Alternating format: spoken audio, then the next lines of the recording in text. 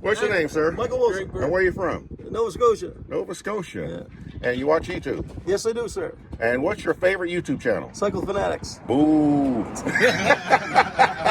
I just got home from a 4,800 mile motorcycle ride going to Nova Scotia, Canada. And in this video, I'm going to share with you why Nova Scotia, and specifically the Cabot Trail, needs to be on your motorcycle bucket list ride. Let's get into it. So what is Nova Scotia? Nova Scotia is one of 10 provinces of Canada. A province is a state, basically. And Nova Scotia is actually larger than 10 of our US states. In fact, it's bigger than Massachusetts, it's bigger than Maryland, and it's bigger than New Hampshire and several other states. But Nova Scotia is not densely populated. The entire population of Nova Scotia is about the same size and maybe smaller than the population of Memphis and its suburbs, but it's a lot bigger. Now, on Nova Scotia, or the top part of Nova Scotia, that's where the Cabot Trail is. The Cabot Trail is approximately 185 mile route that goes around the top part of Nova Scotia, and it is absolutely beautiful. We're going to talk about that in this video. Now, traveling to Canada, I took Interstate 95 north all the way to the top, and it goes through Maine to the Canadian border. Crossing the border on I-95 was a breeze. There were literally no vehicles in front of us. It took about 5 minutes to cross the border. All you're going to need is your passport. It's probably best to take a picture of your driver's license, your license plate before you get there, because they're going to ask for it. And if you have any type of criminal record, DUI or anything like that, you probably will not be allowed to cross into Canada. So just be aware. So why did I choose to go to Nova Scotia? Well, I watched a play called Come From Away. Come From Away is based on a book called The Day the World Came to Town. And it is a story about 9/11. U.S. airspace was shut down after those planes crashed into the World Trade Center. And you had a lot of flights that were traveling across the Atlantic from Europe to the United States that couldn't turn around and go back, and they had to land somewhere.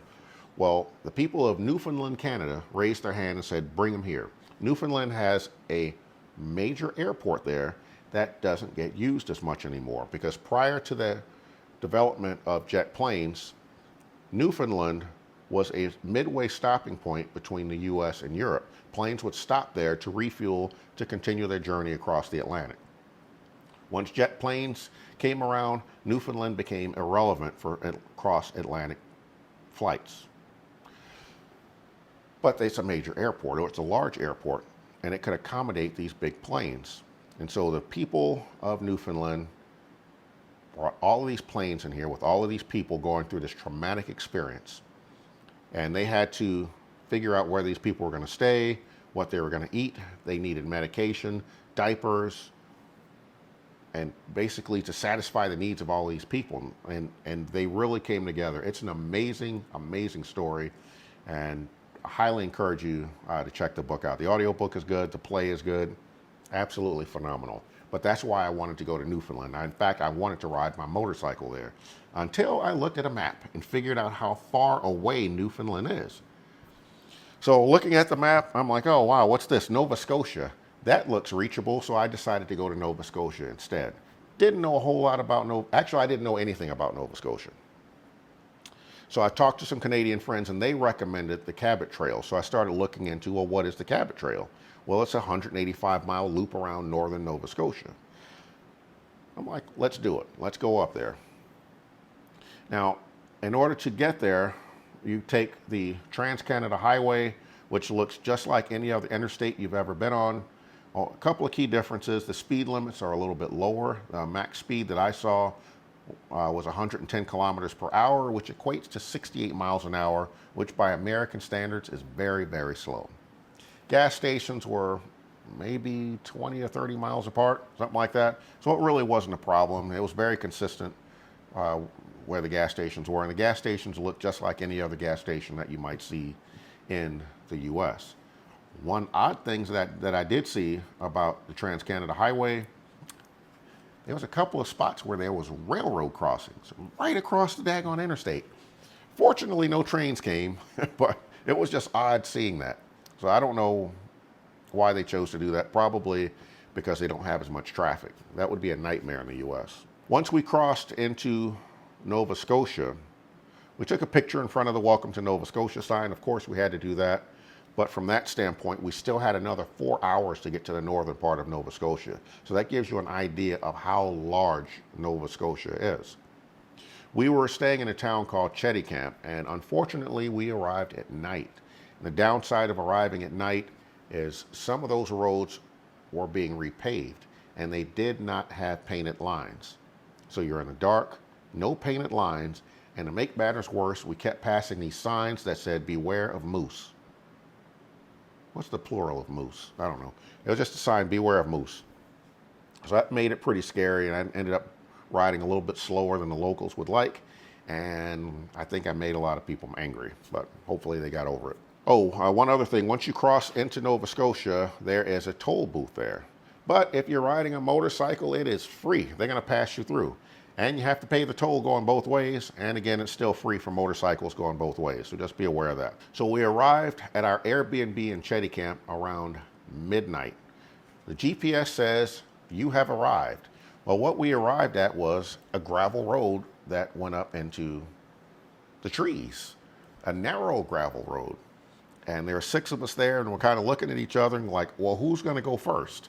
Because it looked like it was probably going to be a scene out of Friday the 13th, and Jason was going to come out from behind all those trees and land a hatchet in somebody's forehead. So we gathered up the courage to ride down this gravel road, and we came up on the cabin. Cool, no problem. Go inside, go to sleep, wake up in the morning, and discover that our cabin is right on the water. It was gorgeous, absolutely beautiful, beautiful, beautiful place to stay. I'm so glad that we chose that. In fact, it was so nice, we contemplated just sitting on the back porch and just hanging out there all day. But, you know, wiser heads prevailed, like, let's hop on a bike and go ride the Cabot Trail. And man, oh man, am I glad that I did. And the Cabot Trail is gorgeous. It's probably the most beautiful motorcycle ride that I've taken. The part of it that goes through the Cape Breton National Park is absolutely gorgeous. That Cape Breton National Park is actually, it's like kind of mountainous. It's not very high like Mount Washington, but you know, it's hilly, I guess is maybe a better way to describe it. But the views there are extraordinary. The quality of the road is great. It's a nice windy road going through the mountains with the ocean on the left and these beautiful scenery on the right. It was amazing, amazing ride. Cabot Trail needs to be on your motorcycle bucket list. You can thank me later. Absolutely stunning. The only thing that we did wrong is not allocate enough time to stay in Nova Scotia, because I underestimated how big Nova Scotia is. My plan was to tour all over Nova Scotia in one day. That's impossible. That's impossible. You could spend a whole day just riding the Cabot Trail, and it would probably take you, I don't know, 6 hours to get to the southern part of Nova Scotia. We did not get an opportunity to tour the southern part of Nova Scotia, so I can't tell you what's down there.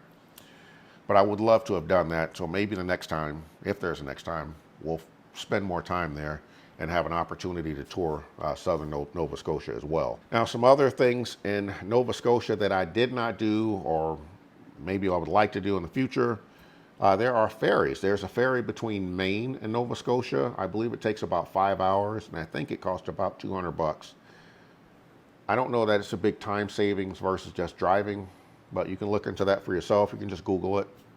There's also a ferry that goes from Nova Scotia to Newfoundland.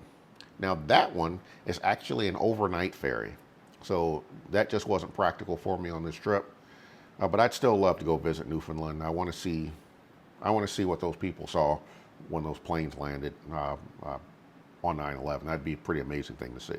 Let's see. I mentioned I did not tour southern Nova Scotia. I'd like to have done that. And I honestly didn't even get an opportunity to complete the whole Cabot Trail because the part that we saw after we went through the Cape Breton National Park was so beautiful. And we got off the Cabot Trail because it was recommended by someone and found some other beautiful scenery out there. We spent so much time just in that section of the Cabot Trail, we didn't have time to go all the way around. So we circled back and went through the national park again, and it's just stunning. That's absolutely amazing. Now, so for our trip up there, I think it was about 2,200 miles, something like that, just to get to Nova Scotia. So there were several other adventures that we did along the way. One of them was Gatlinburg, Tennessee, which turned out to be a waste because we didn't feel like riding out there. In fact, Gatlinburg is only 400 miles from Memphis, so we'll go back out there some other time.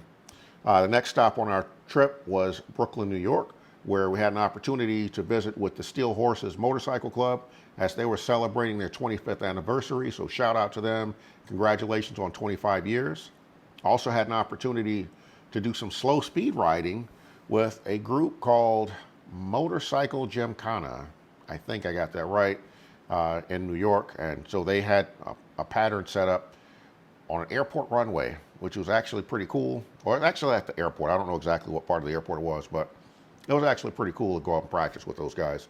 So shout out to you as well for inviting me to come out with you.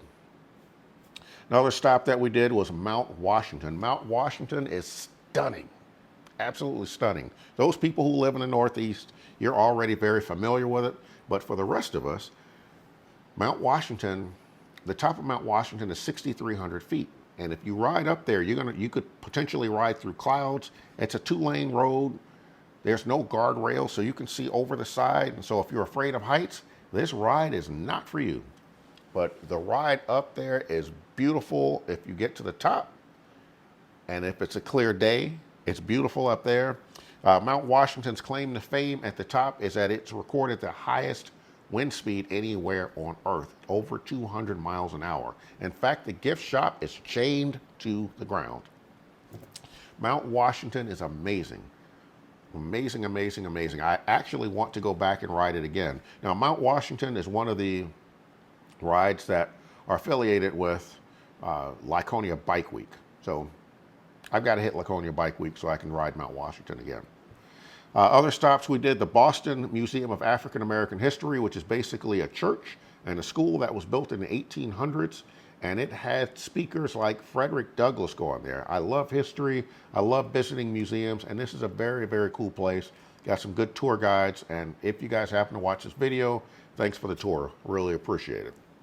Other stops included Bangor, Maine, which was just a resting place for us. And then finally, Canton, Ohio, where we had an opportunity to visit the NFL Hall of Fame. So that was pretty cool, except for the fact that their gift shop slighted my Atlanta Falcons, which I was offended by, but I'll get over it. Wrapping this video up, I'll tell you a couple of lessons learned from planning this trip. Number one, I would plan in more flex days on here. And what I mean by that is that I had 3 key events that I wanted to accomplish in this trip. The Steel Horses 25th anniversary, Mount Washington, and the Cabot Trail. Everything else was extra.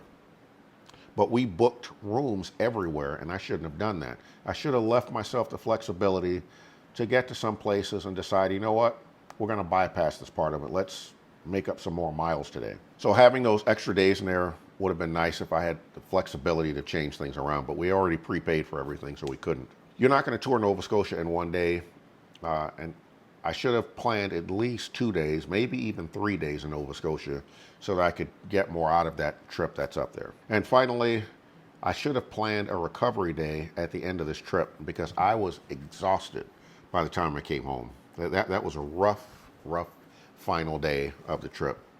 But we made it back safely and had an absolutely phenomenal time. If you're interested in traveling to Nova Scotia, if you have any questions, drop a comment in the comment section. I'll be happy to answer it. Or you can shoot me an email at ridingandwrenching@gmail.com. Or you can hit me up on Instagram and I'll answer any questions you have if you're planning a trip out there. It's definitely worthwhile. I enjoyed visiting Canada and I absolutely loved visiting Nova Scotia. This is Q. I'm riding, I'm wrenching, and I am out. You've been watching, and if you're still watching, I usually throw clips in at the end. But today I'm going to tell you a quick story about some other traveling that I did, not motorcycle related.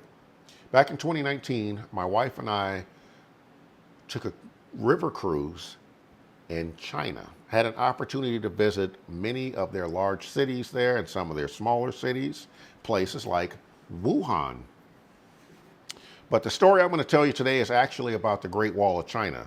The Great Wall of China is extraordinary. You may have seen pictures of it. You probably are aware of it. Maybe you've seen videos. All of it pales in comparison to seeing it in person. It's massive. In fact, people go hiking on the Great Wall of China because it's so freaking long. And it's just an amazing sight. But that's actually not my story. My story is while my wife and I were walking along the Great Wall of China, a Chinese couple approached us and basically took their baby and put it in my wife's arms. And my wife and I were like, we don't want another baby. What are you doing? They couldn't speak English. We couldn't speak Chinese, but they gave us the international sign of picture, picture. They wanted to take a picture with this black family holding their baby. I'm guessing that they don't have an opportunity to see a lot of black people in China. We didn't, and and it didn't bother us because everyone there was so friendly, but it was just a funny story because that was only the first time that happened. The second time a similar situation happened, we were in a Marriott hotel. My wife had gone off with other people and left me alone, and I was hungry. Pull out my iPhone, and I'm like, ooh, there's a McDonald's that's walking distance from here. So I go off on my hike to find this McDonald's, and the next thing you know, I find myself in this neighborhood that, were it in America somewhere, like Chicago, I would have been horrified. And so my spidey senses are tingling as I'm walking through this neighborhood that, didn't look all that great. Next thing you know, I hear footsteps coming up behind me. And then those footsteps start moving really fast. Scared the crap out of me. And I turn around, I go into my running stance. I'm ready to run or fight or something. And I see some teenage girls running towards me. I'm like, okay. And they come up to me, of course, the international sign, picture, picture. They saw a black guy. They wanted to take a picture with me. I found the people in China were so friendly. They were very nice. China is a very cool country. All the places that I had an opportunity to visit.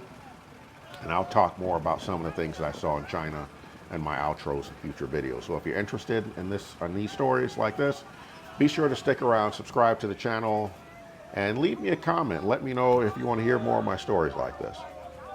This is Q, and I am out.